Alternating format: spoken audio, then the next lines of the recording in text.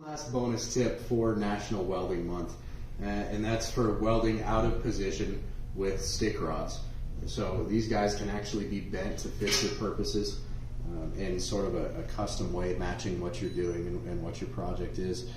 For instance, with this one, we just got a little bend in the tip here that'll make it a little bit easier to strike an arc at really odd positions, whether you're having to reach around it and can't get your arm in the place that you need.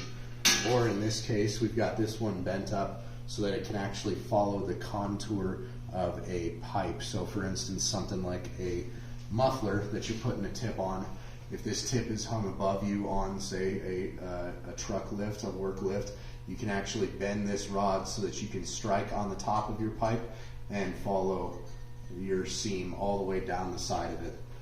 This is actually a concept that's mirrored in our new flex neck torch that we have available for our MIG machines here. This torch can be bent to a custom angle.